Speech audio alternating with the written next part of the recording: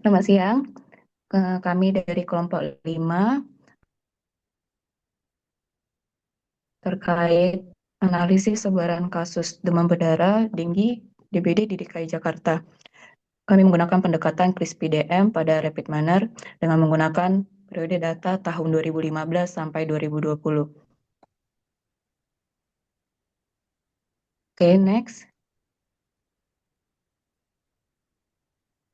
Dalam kelompok kami terdapat 5 orang yang beranggotakan Aldi Putra Hernandez, Haris Fakrudin Solip A, Adam Ilham, Audia Putri Maharani, dan saya sendiri Devita Sari Silalahi.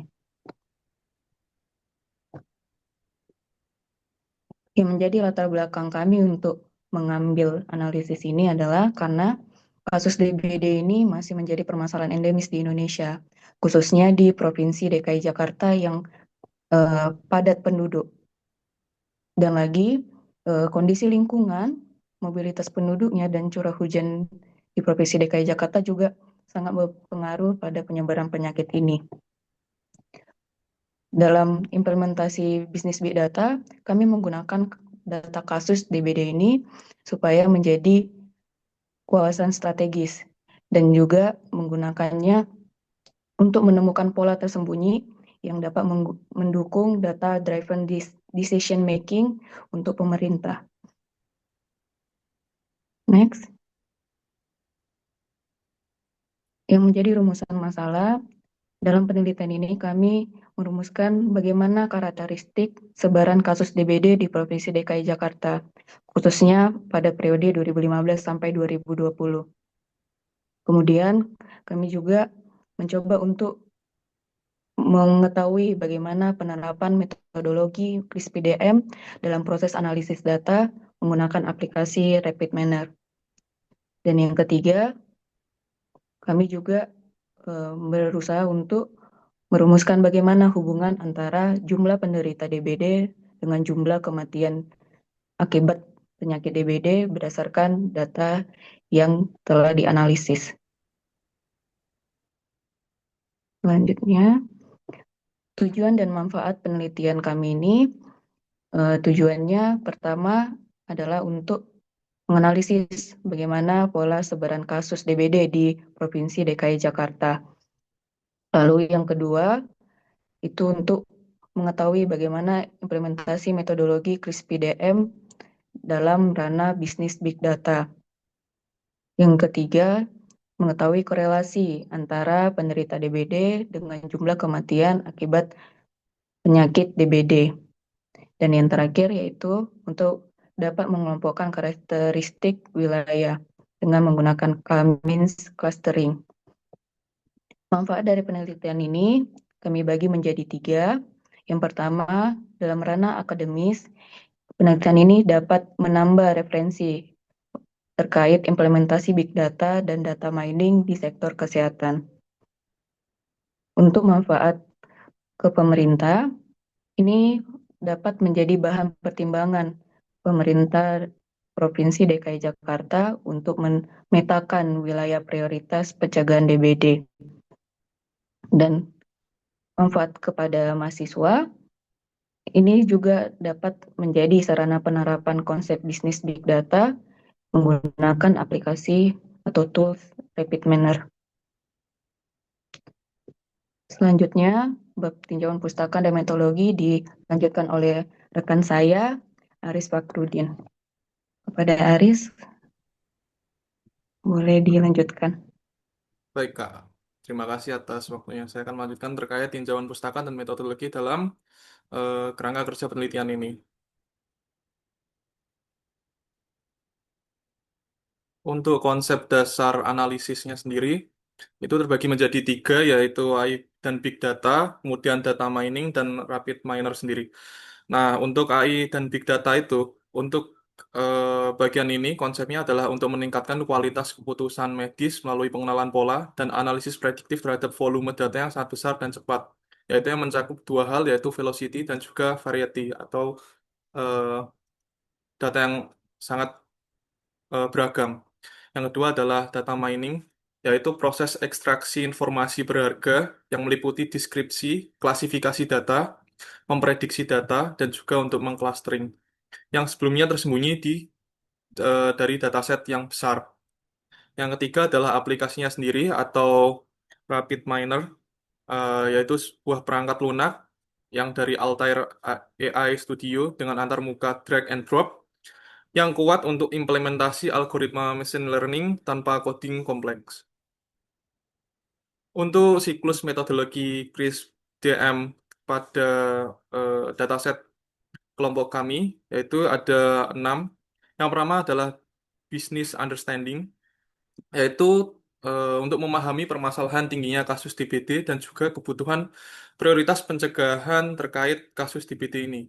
Yaitu yang kedua, kemudian yang kedua adalah data understanding. Eh, dari dataset tersebut tereksplorasi bahwa terdapat 2.728 observasi data resmi Open data DKI Jakarta dari tahun 2015 sampai tahun 2020. Yang ketiga adalah data preparation, yaitu untuk cleansing data, remove duplicates, agregat, yaitu meliputi tahun, bulan, wilayah, kemudian seleksi atribut, dan normalisasi data.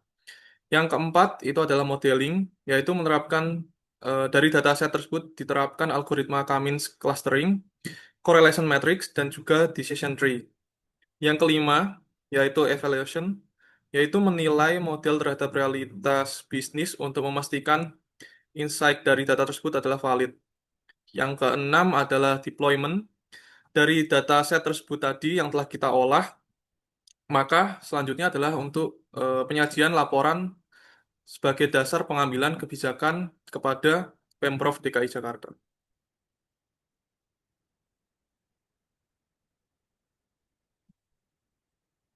Untuk objek dan sumber data, yaitu sumber data utama, dataset resmi dari portal Open Data DKI Jakarta terkait data jumlah penderita DBD yang dilaporkan oleh RS dan ditindaklanjuti dan penyelidikan epidemiologi. Yaitu yang kedua, karakteristik data, unit analisis mencakup setiap kombinasi tahun, bulan, dan kecamatan di Provinsi DKI Jakarta selama 6 tahun, mulai tahun 2015 sampai tahun 2020. Yang ketiga adalah validitas, yaitu data resmi dari pemerintah yang dipublikasikan secara periodik sehingga memenuhi kriteria kelayakan analisis bisnis big data. Untuk hasil dan pembahasan dari dataset ini, untuk selanjutnya akan dijelaskan oleh rekan saya yaitu Aldri. Oke, terima kasih Mas Aris. Jadi untuk hasil pembahasan di sini, pada bagian ini kita akan melihat bagaimana data yang sudah dikumpulkan dan persiapkan, kemudian dianalisis untuk mengetahui pola sebaran kasus DPD di DKI Jakarta ya. Jadi analisis itu mencakup beberapa tahap, yaitu eksplorasi data secara deskriptif, melihat pola berdasarkan waktu dan wilayah, serta melakukan analisis lanjutan menggunakan beberapa metode data mining. Nah, saya akan mulai dari gambaran umum dataset dan proses data preparation sebelum masuk ke hasil eksplorasi kasus tersebut. Nah, pada dataset yang digunakan oleh kami, yaitu terdapat 2.728 observasi atau record yang mencakup 44 kecamatan di DKI Jakarta dan terdiri dari 7 atribut data. Nah, itu merupakan data jumlah penderita DBD yang dilaporkan berdasarkan waktu dan wilayah. Namun terdapat satu hal penting yang perlu diperhatikan, yaitu sel data yang tersedia terisi penuh dan tidak ditemukan kekosongan data. Jadi panel datanya itu belum sepenuhnya seimbang. Jadi secara teoritis, apabila 44 kecamatan memiliki data lengkap selama 12 bulan dan 6 tahun, maka jumlah observasinya adalah 3.168 record. Tetapi pada dataset kita terdapat 2.728 record. Nah, disebabkan karena data tahun 2016 hanya tersedia untuk bulan Januari dan Februari. Nah, untuk tahapan data preparation pada Rapid Miner, tahap pertama adalah read Excel, yaitu memasukkan dataset ke dalam Rapid Miner. Jadi proses import berjalan dengan baik dan tidak ada kendala pada pembacaan tipe data. Selanjutnya, remove duplicates dan replace missing value. Hasil pemeriksaan menunjukkan 2.728 record tidak memiliki data ganda maupun sel yang kosong. Terus dilakukan agregat dan select attributes, yaitu diringkas berdasarkan dimensi waktu dan wilayah, dan difokuskan terutama pada variabel numerik, yaitu jumlah penderita dan jumlah kematian. Nah, tahap terakhir adalah normalize atau Z transformation. Itu penting terutama sebelum menggunakan metode K-means, ya, karena algoritma tersebut digunakan untuk menghitung jarak Euclidean. Next. Nah, untuk pada tren kasus berdasarkan tahun, terlihat adanya perubahan jumlah kasus dari tahun ke tahun, tapi tahun 2016 tidak kita masukkan dalam perbandingan tren tahunan karena data yang tersedia hanya mencakup bulan Januari dan Februari. Nah, salah satu temuan yang cukup menonjol adalah lonjakan kasus yang sangat signifikan pada tahun 2019. Jadi temuan ini dapat menjadi indikasi bahwa pada periode tersebut diperlukan evaluasi lebih lanjut terhadap program pencegahan dan pengendalian DBD. Jadi dari sisi temporal atau waktu, kita bisa melihat bahwa kasus DBD tidak bersifat konstan, tapi mengalami perubahan yang cukup besar antar periode. Next. Nah, di sini ada pola musiman berdasarkan bulan. Jadi jumlah penderita cenderung meningkat pada awal tahun, kemudian mengalami penurunan secara bertahap dan terlihat menurun cukup drastis menjelang bulan September. Nah, dalam konteks pengendalian penyakit, temuan ini menjadi penting karena intervensi sebaiknya tidak hanya dilakukan ketika kasus sudah tinggi, tetapi dapat dilakukan secara lebih proaktif sebelum memasuki periode peningkatan kasus. Next. Nah, sebaran kota administrasi itu Jakarta Timur dan Jakarta Barat menjadi wilayah yang mendominasi jumlah kasus DBD. Nah, artinya penyebaran kasus DBD tidak hanya perlu dilihat dari sisi waktu, tetapi juga dari sisi spesial atau wilayah. Nah, nanti informasi seperti ini dapat membantu pemerintah untuk menentukan wilayah mana yang perlu mendapat perhatian yang lebih besar. Demikian hasil eksplorasi data dan data preparation yang saya sampaikan. Selanjutnya akan dilanjutkan oleh saudara saya, Aldi Putra Hernandez. Baik, terima kasih Audrey atas penjelasannya. Untuk selanjutnya kita akan melihat bagaimana analisis sebaran kasus DBD berdasarkan kecamatan. Di sini kita sudah mengcapture ada top 5 ya atau 5 teratas kecamatan dengan kasus tertinggi. Nah, jadi untuk memperoleh gambaran yang lebih rinci mengenai penyebaran DBD ini dilakukan analisis pada tingkat kecamatan. Tujuannya apa? Untuk mengidentifikasi kecamatan mana saja yang punya jumlah kasus tertinggi sehingga bisa dijadikan prioritas dalam penyusunan kebijakan kesehatan. Nah, berdasarkan hasil dari output dari operator agregat kecamatan penderita DBD pada aplikasi Rapid Miner ditemukan bahwa Kecamatan Cengkareng merupakan kecamatan yang punya kasus DBD tertinggi atau sebesar 1.999 kasus. Kemudian diikuti oleh Kalideres di Jakarta Barat dengan total kasus 1.859 kasus. Nah, kita bisa melihat bahwa sebagian besar kecamatan dengan jumlah kasus tinggi itu berada pada wilayah Jakarta Barat dan Jakarta Timur. Nah, temuan ini penting untuk menunjukkan bahwa penyebaran DBD ini tidak merata pada seluruh wilayah. Oleh karena itu, strategi pengendalian DBD yang bisa dilakukan sebaiknya tidak seragam ya, tapi disesuaikan dengan karakteristik masing-masing wilayah. Selain itu, grafik yang menunjukkan jumlah total kasus itu juga bisa jumlah kasus tertinggi itu bisa kita gunakan sebagai informasi atau pemerintah daerah gunakan sebagai dasar dalam menentukan wilayah mana saja yang menjadi prioritas untuk kegiatan fogging, pemberantasan sarang nyamuk dan penyuluhan kesehatan. Next. Selanjutnya kita akan masuk ke bagian penjelasan analisis korelasi Pearson correlation. Nah, setelah dilakukan analisis deskriptif sebelumnya, penelitian ini dilanjutkan dengan analisis korelasi menggunakan namanya operator correlation metric pada rapid miner. Tujuannya apa? Untuk mengetahui apakah terdapat hubungan yang linear nih antara jumlah penderita DBD dengan jumlah kematian akibat DBD. Nah, berdasarkan hasil output dari menggunakan operator Pearson correlation, kedua variabel dianalisis menggunakan data numerik. Nah, berdasarkan hasil rapid miner diketahui nilai korelasinya adalah atau R-nya sama dengan 0,042. Artinya apa? Artinya mempunyai hubungan positif yang sangat lemah. Nilai tersebut menunjukkan bahwa jumlah antara penderita DBD dengan jumlah kematian itu bersifat positif tapi sangat lemah. Kemudian dianalisis secara mendalam, variabel jumlah kematiannya bersifat sangat jarang ya. Dari yang 2.728 yang diobservasi, hanya 19 data atau 0,7% yang mencatat adanya kematian. Sedangkan 99,3% itu bernilai nol. Artinya peningkatan jumlah penderita itu tidak selalu diikuti oleh peningkatan jumlah kematian. Ini indikasi bahwa angka kematian akibat DBD tidak hanya dipengaruhi oleh banyaknya kasus, tapi juga oleh faktor-faktor lain seperti kualitas layanan kesehatan, kecepatan diagnosis, akses terhadap fasilitas kesehatan, kondisi klinis, serta efektivitas penanganan medis. Next. Kemudian kita akan masuk kepada bagian analisis clustering menggunakan algoritma Kamins ya. Tahap berikutnya adalah proses pengelompokan data ya menggunakan namanya algoritma Kamins clustering. Nah, algoritma ini dipilih karena mampu mengelompokkan data berdasarkan tingkat kemiripan karakteristik tanpa memerlukan label kelas sebelumnya atau unsupervised learning. Nah, sebelum proses clustering ini dilakukan, atribut numerik dinormalisasi dulu menggunakan Z-transformation agar seluruh atribut mempunyai skala yang sama. Nah, langkah ini penting karena apa? Karena algoritma Kamins itu menggunakan perhitungan jarak Euclidean yang sensitif terhadap perbedaan skala data. Nah, di sini kita bisa melihat bahwa parameternya ada 3 klaster ya, K-nya sama 3, maksimumnya ada 10, literasi dan jarak Euclidean. Tujuannya apa? Mencari segmentasi wilayah atau periode berdasarkan kemiripan tingkat kasus. Nah, hasilnya terbentuk 3 kelompok, yaitu 2.451 kasus rendah, rata-rata 6 penderita, kemudian 258 observasi, kasusnya tinggi, rata-rata 45 penderita, dan 19 observasi yang mencatat kematian. Ada 3 klaster. Next, selanjutnya terkait dengan proporsi anggota tiap klaster atau K-nya sama dengan 3 terbagi menjadi klaster 1, 2, dan 0. Untuk klaster 1 menjadi yang dominan sebesar 89,85% atau 2.451 data. Klaster 2 sebagai risiko menengah atau 9,45% dengan 258 data. Dan klaster 0 anomali fatalitas artinya kematian ya, rasio kematiannya sangat kecil atau hanya 0,7% ada 19 data. Dapat disimpulkan bahwa hampir 90% data masuk ke dalam kategori klaster 1 yang menunjukkan angka kasus DBD ini relatif rendah ya di mayoritas waktu dan kecamatan. Next.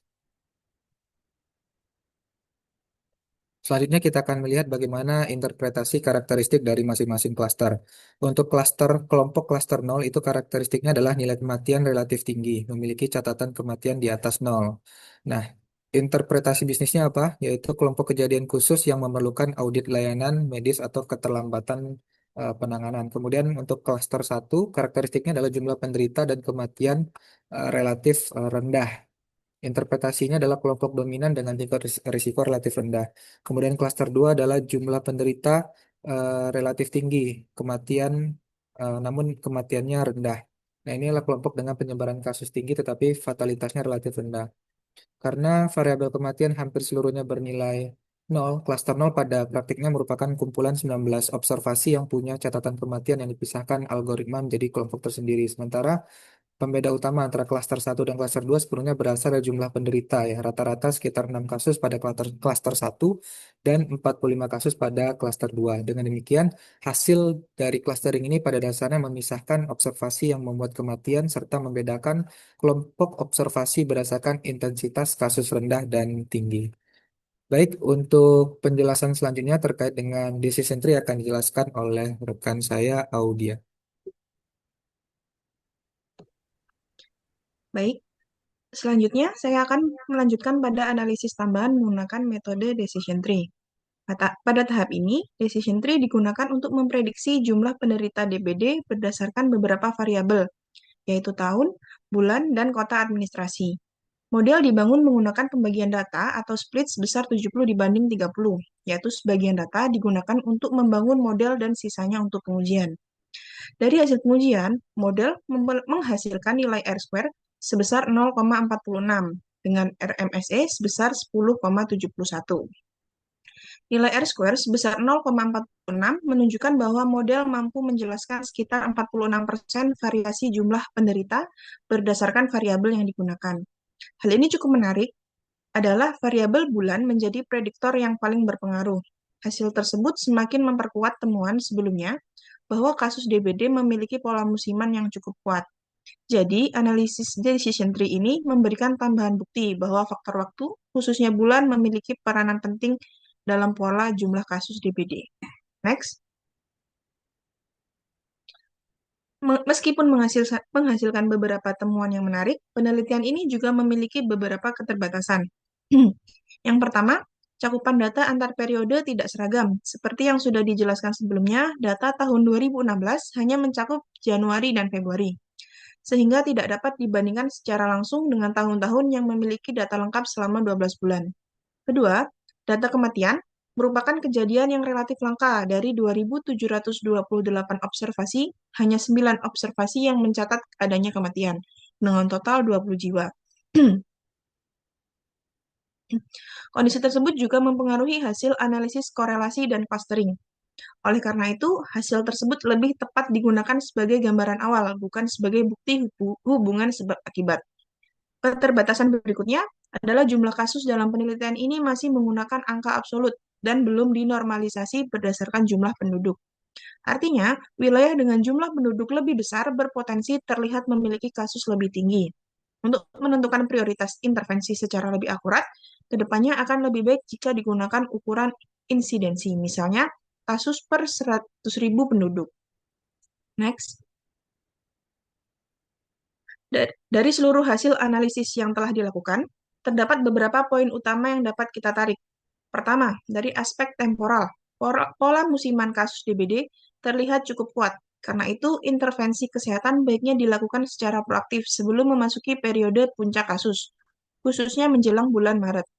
Kedua, dari segi spasial, penanganan DBD tidak dapat dilakukan secara seragam untuk seluruh wilayah DKI Jakarta.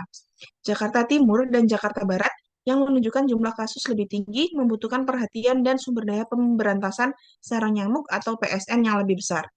Ketiga, dari aspek fatalitas. Hubungan antara jumlah penderita dan jumlah kematian ternyata sangat lemah.